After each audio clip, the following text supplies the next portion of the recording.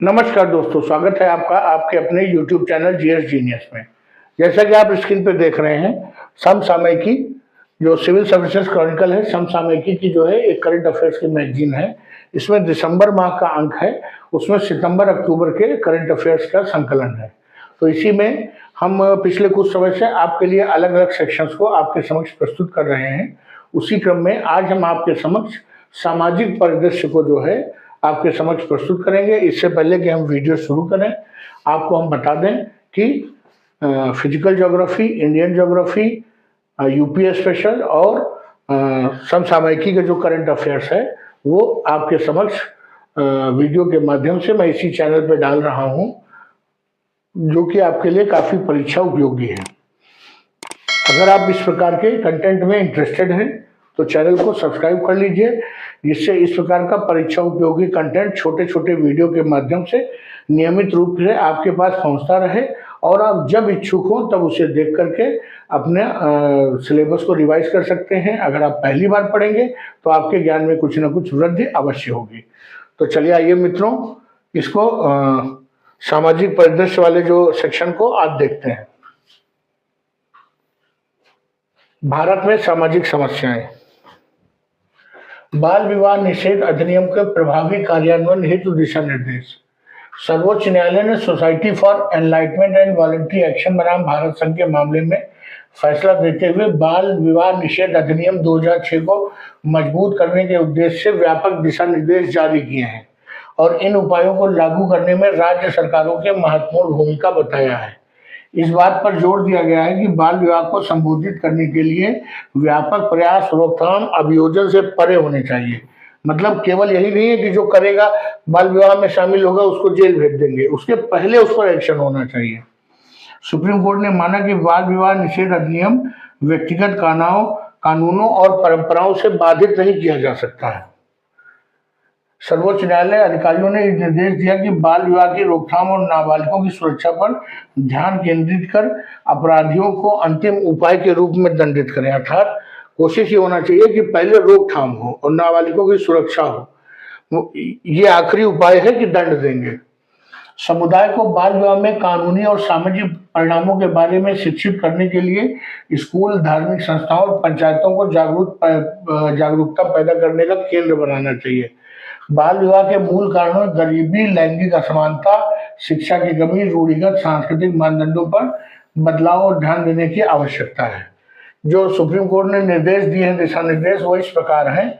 राज्य सरकार और केंद्र शासित प्रदेशों को बाल विवाह रोकथाम अधिकारी नियुक्त करना होगा। हर स्टेट में एक बाल विवाह रोकथाम अधिकारी नियुक्त करना होगा। विशेष पुलिस बल इकाई और राज्य विशेष बाल विवाह निषेध इकाई स्थापित करनी होगी।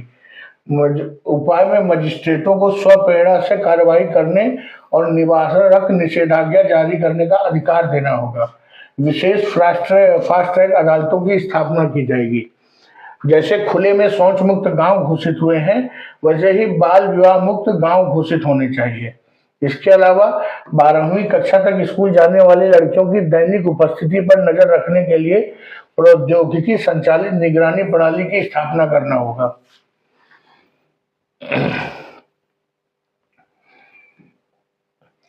NFHS 5 के आंकड़ों के अनुसार भारत में 20-24 वर्ष की आयु के बीच 23% महिलाओं और 17.7% लड़कों का विवाह 18 वर्ष की आयु से पहले हो जाता है। यूनिसेफ के अध्ययन के अनुसार बचपन में शादी करने वाली लड़कियों और महिलाओं में आधे से अधिक 5 राज्यों से संबंधित है। उत्तर प्रदेश, जिसका योगदान सबसे ज्यादा है, बिहार, पश्चिम बंगाल, महाराष्ट्र और मध्य प्रदेश। ये दिखाता है कि सामाजिक रूप से ये राज्य कितने पिछड़े हुए हैं। बाल विवाह निषेध अधिनियम PCMA 2006 के संदर्भ में निम्नलिखित कथनों पर विचार कीजिए। बाल विवाह निरोध अधिनियम बाल विवाह रोकने के लिए बाल विवाह निरोधक अधिनियम 1929, जिसे शारदा अधिनियम के रूप में जाना जाता था, के स्थान पर लागू किया गया था। ये बिल्कुल सही है। इसमें एक बच्चे को 21 वर्ष से कम उम्र के पुरुष और 18 वर्ष से कम उम्र की महिला के रूप के जो है उसको बच्चा बताया गया है। ये भी बिल्कुल सही है। इस दंडनीय अपराध संज्ञेय और गैर जमानती है, अर्थात इस अधिनियम में अगर कोई अपराध करता है तो वो संज्ञेय और गैर जमानती है। ये भी सही है। तो ये इसका सी ऑप्शन सही है कि ये तीनों कथन सही है। मातृ स्वास्थ्य एवं परिवार नियोजन में भारत की प्रगति को मान्यता। अक्टूबर 24 में संयुक्त राष्ट्र जनसंख्या कोष ने मातृ स्वास्थ्य एवं परिवार नियोजन को आगे बढ़ाने में भारत की असाधारण प्रगति को मान्यता दी है। मातृ स्वास्थ्य परिवार नियोजन में भारत की प्रगति को इस प्रकार देखा जा सकता है। 2000 से 2020 के बीच मातृ मृत्यु दर 70% घटकर 97 प्रति 1 लाख जीवित जन्म कर दिया है, जिससे भारत 2030 तक मातृ मृत्यु रेट से 70 से नीचे लाने का सतत विकास लक्ष्य को प्राप्त करने की स्थिति में है। और कुल प्रजनन दर 2.0, प्रतिस्थापन स्तर प्रजनन दर 2.1 से कम हो गई है। कहने का तात्पर्य है कि जब प्रजनन दर 2.1 रहती है तो उसका मतलब होता है कि आबादी स्थिर हो जाएगी, अब बढ़ेगी नहीं। और भारत में जो प्रजनन दर है वो 2.1 से कम हो गई है, अर्थात अब आबादी कम होने वाली है। 2019 से 21 में 89% महिलाओं ने स्वास्थ्य सुविधाओं में प्रसव कराया, जो 15-16 की तुलना में 79% से अधिक है। शिशु मृत्यु दर 2014 में 39 से घटकर 2020 में 28 रह गई है। मातृ स्वास्थ्य एवं परिवार नियोजन को बढ़ावा देने के लिए भारत द्वारा क्या प्रयास किए जा रहे हैं? तो इसमें सुरक्षित मातृ आश्वासन योजना है।